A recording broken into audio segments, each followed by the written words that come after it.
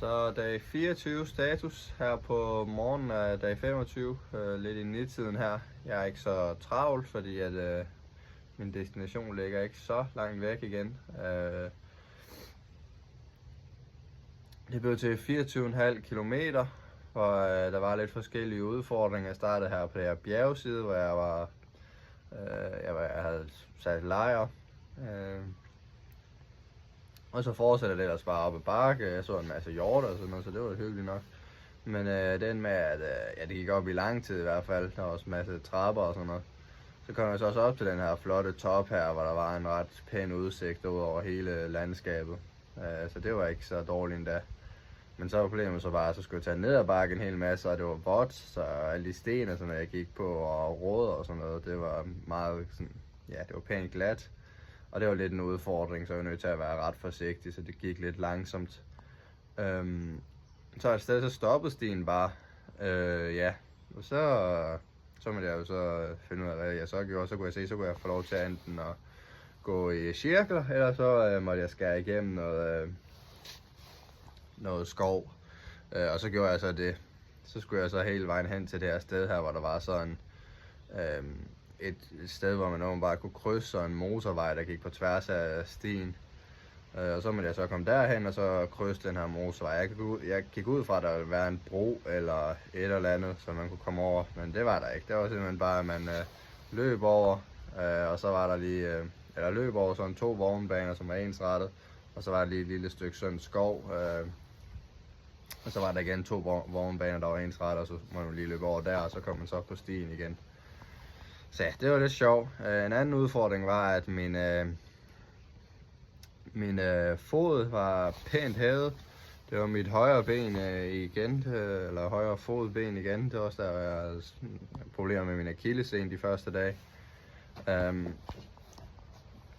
Det var så på grund af et væbsestik, jeg fik i forgårs. Det begyndte så at reagere ret kraftigt i går, så havde min fod til, ja, det så ikke helt pænt ud.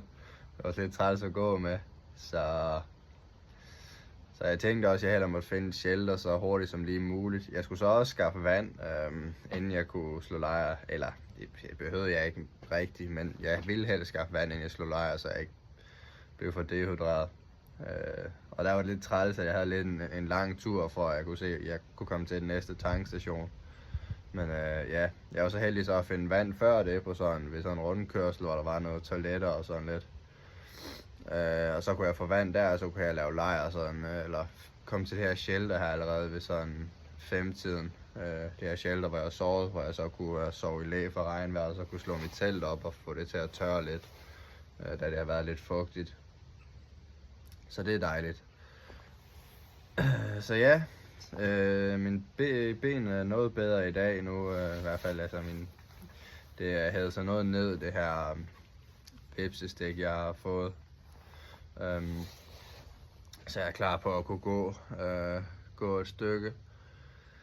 Dog så ser det ud til, at jeg kommer ikke til at gå lige så langt, som jeg måske egentlig kunne, fordi at det næste shelter, jeg kommer til, der bliver sådan, det kan jeg nå sådan ved 4-tiden eller sådan noget. Og så hvis jeg vil det næste shelter efter det er sådan 11 timer væk, eller 10 timer væk, og det vil være lige at presse den lidt. Og det er også sådan ved 6-tiden, at det skulle begynde at regne sådan virkelig, og jeg har ikke lyst til at gå, hvis det skal i sådan super meget regnvejr, og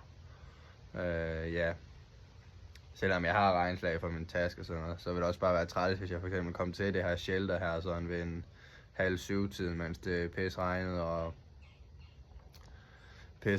og jeg skulle til at blive mørkt, at der for eksempel var en masse shelter i forvejen, så jeg ikke kunne være der, for eksempel. Eller ja, det ved jeg ikke.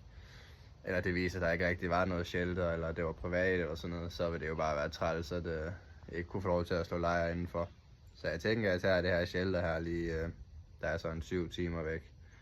Så har det også været fint for i dag. Nu skal jeg bare lige gå til den her tankstation, jeg kiggede på i går, og der tror jeg også, jeg kan få noget varm mad muligvis. Jeg tror, der er sådan en lille ting der, eller de har sådan en lille køkken. Så det vil ikke være så dårligt at få det første varme mad i 3 dage. Så ja, det her det er lige mine omgivelser Ja, jeg er såret og fugtige ting til tørre. Ja, så landskabet. Så kører det ellers bare videre i dag. Glæder mig til at komme forbi den her butik her. Jeg er også lidt, jeg havde kun sådan, jeg fik lige lidt at spise i morgenmad, sådan lidt slik i går, og så havde jeg ellers sådan lige 2000 kalorier mad, jeg bare gaflede i mig. Men så har jeg altså ikke mere mad, og det er jo sådan set rigeligt, det er jo så meget, man anbefaler en normal person at spise på en normal dag. Men nu er jeg nok lidt mere, nu forbrænder jeg nok lidt flere kalorier, end normalvis vil gøre, så jeg skal også have fyldt lidt på. Ikke fordi jeg føler mig sulten, men jeg kan da regne ud, at jeg ikke har fået helt mad nok. Så jeg glæder mig til at komme til den her Valero tankstation, sådan den her. Så ja.